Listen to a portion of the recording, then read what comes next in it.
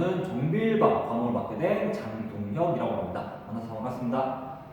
자, 일단 들어가기 전에 정비일반 파트라는 게 어떤 파트인지 간단하게 말씀드리면은 정비일반이라고 부르는 과목 같은 경우에는 항공기, 기체랑 기관, 직렬에 해당하는 시험 중에서도 이제 실제로 실무랑 가장 밀접하게 연관되어 있는 과목이라고 보시면 될 것 같습니다. 그래서 뭔가 기체라든지 기관이라든지 이런 각각 과목에 대해서 뭔가 세분화적으로 얘는 어떤 거고 얘는 어떤 거고 이런 식으로 세분화적으로 들어가는 것보다도 전반적인 내용을 다루고 있다고 보시면 될 것 같습니다. 예를 들면은 뭐 정비란 어떤 것이고 항공기 정비를 할 때 어떠한 공구를 사용해야 되고 정비할 때 주의사항이 어떻고 이런 관련된 내용들을 배우는 과목이라고 보시면 될 것 같고, 자 이거 같은 경우에는 자 처음 접하는 학생분들이어도 충분히 쉽고 빠르게 따라올 수 있도록 구성을 했고, 그리고 원래 습득하고 있는 친구들 같은 경우에도 내가 몰랐었던 것들 그런 것들을 좀 더 캐치함으로써 앞으로 나올 시험에 대비해서 뭔가 좀 더 변별력 있게 좀 더 정확하게 찝어낼 수 있는 그런 능력을 갖추기 위해서 이 강의를 준비하게 되었습니다. 자, 일단 들어가기 앞서서 시험을 준비한다고 하면은 우리가 항상 목표가 있어야겠죠. 자, 그것과 마찬가지로 저도 무언가 강의를 하기 전에 항상 목표를 설정해 두는데 그 목표에 대해서 간단하게 말씀드리도록 하겠습니다. 자, 일단 강의의 목표는 우리가 앞으로 있을 항공기체기관 직렬에서도 공통과목으로 해당되는 정비일반 관련된 내용을 습득을 하고 그거를 응용해가지고 관련 문제들을 빠르고 정확하게 찝어낼 수 있는 이런 능력을 키움과 동시에 앞으로 있을 2021년 7월에 있는 공무원 시험에서 고득점을 맞는 것을 목표로 이 강의를 진행하도록 할 겁니다. 자, 그러면은 우리가 어떤 것들을 배우는지 간단하게 먼저 한번 봐볼까요?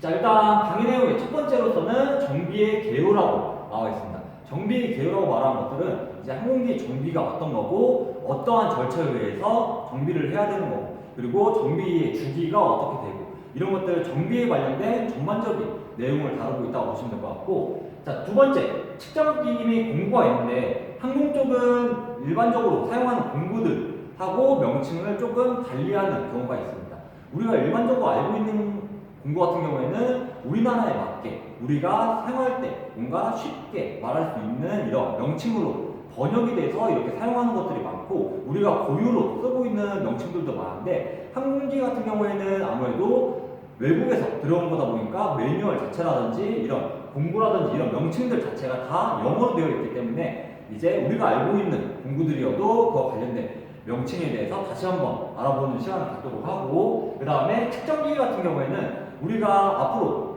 정비를 할 때 뭔가 좀 더 세밀하고 정확하게 측정을 해야만 얘가 뭐 예를 들어서 마모가 생겼는지 아니면 파손이 일어났는지 이런 것들을 확인할 수 있기 때문에 측정기기, 정밀 측정기기를 다루는 방법에 대해서도 다시 한번 하도록 할 겁니다. 자, 그 다음에 세 번째 정비 작업이 나오는데 정비 작업은 이제 실제로 항공기 정비에 관련된 내용, 한마디로 실기 쪽하고 관련된 내용이 많은데 그런 것들을 조금 이론화 시켜가지고는 그런 것들에 관련된 문제를 출제하는 경우가 많습니다. 그렇기 때문에 이런 것들도 이제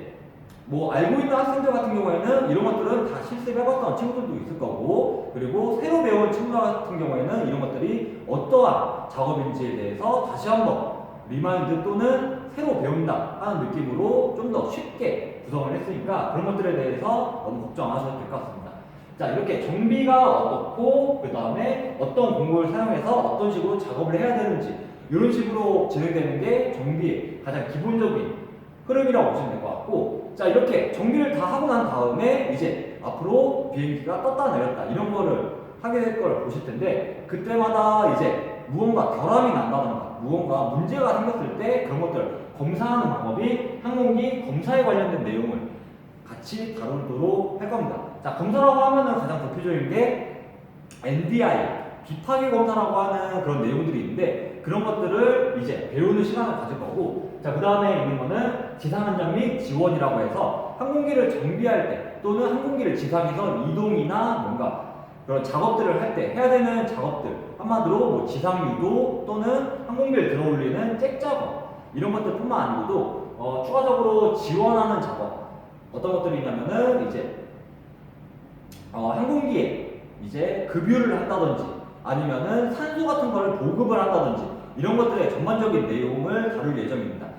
자, 그런 것들을 이제 하고 나면은 이제 정비 같은 경우에는 실제로 정비사는 매뉴얼을 보면서 작업을 해야 되는데 그 매뉴얼이 모두 다 영어로 되어 있습니다. 그러다 보니까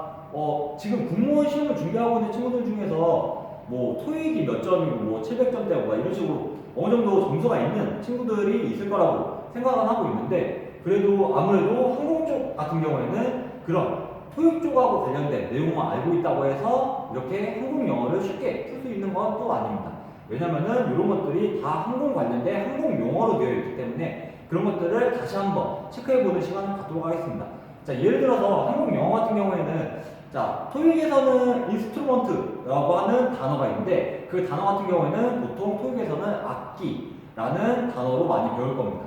특히 리스닝 할 때 악기라는 단어로 많이 나오기도 하는데 항공 쪽에서는 인스트루먼트는 계기, 저희 보통 뭐 계기판이라고 부르는 그 판들이 있죠. 그럼 계기들을 얘기할 때 인스트루먼트라는 단어를 쓰게 되는데 자, 이런 것처럼 이제 일상생활에서 쓰는 단어와 항공 쪽에서 쓰는 단어가 다르고 그리고 같은 단어여도 또 쓰임새가 이렇게 틀리기 때문에 그런 것들을 다시 한번 체크해보는 시간을 갖도록 하겠습니다. 자, 전반적으로는 이런 강의들을 할 예정이고 자, 그러면은 우리가 이론만 배우느냐? 그것이 또 아닙니다. 자, 어떤 것들이 되어 있는지 한번 보도록 하겠습니다. 자, 가장 먼저 아까 전에 말씀드렸던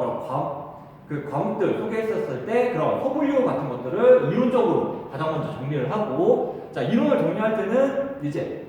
원래 배웠었던 학생들 같은 경우에는 좀 더 구체적으로 들어가는 그런 내용들을 다룰 예정이고 새로 배우는 친구들 같은 경우에도 너무 겁내지 않아도 되는 게 새로 배우는 친구들도 충분히 따라올 수 있을 정도로 다시 한번 뭔가 쉽고 이렇게 재밌게 이렇게 구성을 했으니까 그런 것들은 너무 걱정하셔도 될 것 같습니다. 이런 식으로 이론 정리가 끝나게 되면은 자, 항공 쪽 관련된 시험이 가장 크게 세 가지가 있게 되는데 그 세 가지는 기능사, 그 다음에 산업기사, 항공기, 정비사, 면허증 이렇게 세 가지라고 보시면 될 것 같습니다. 자, 9급 같은 경우에는 9급을 준비하는 수험생 같은 경우에는 일단 기능사에서 산업기사 끝까지 나오는 정비랑 관련된 문제들을 어느 정도 습득을 하면은 충분히 70점, 80점대 고득점을 맞을 수 있다고 보통 이렇게 생각하시면 될 것 같은데 이제 혹시라도 기체 쪽 7급을 준비한 친구들 같은 경우에는 이제 면허급까지 이렇게 준비를 해야 되기 때문에 이런 것들을 전체적으로 다 다룰 예정이니까 너무 걱정 안 하셔도 될 것 같고 자, 마지막으로는 공무원 기출 예상 문제라고 해가지고 이거는 제가 개인적으로 뭔가 이제 공무원 시험을 봤던 사람들한테 이제 구두상으로 들었었던 내용을 바탕으로 해가지고는 다시 재구성한 기출 예상 문제를 이렇게 지금 만들고 있는데 그런 것들을 마지막쯤에 다시 한번 체크해 보면서 앞으로 있을 시험에 좀 더 고득점을 맞을 수 있도록 이렇게 준비 중이니까 자, 이런 것들을 통해서 이제 앞으로 7월에 있는 시험에서 고득점을 맞을 수 있도록 이렇게 준비가 되어 있습니다. 자, 일단 마지막으로는 이제 자, 앞으로 시험을 준비하는 데 있어서 뭔가 시험이 딱 이제 날짜가 결정이 됐죠. 그렇게 결정이 됐으면은 그 시간 분배를 하는 거를 좀 더 잘 해야만 그 시험에서 합격할 수 있을 거라고 생각합니다. 자, 이제 앞으로 이제 2월에 시작할 예정인데 그것들을 좀 더 구체적으로 시간 분배를 잘 하셔가지고 이번에 있을 7월에 있을 시험을 좀 더 합격할 수 있도록 최선을 다하도록 하겠습니다. 자, 지금까지 장동혁 강사였습니다.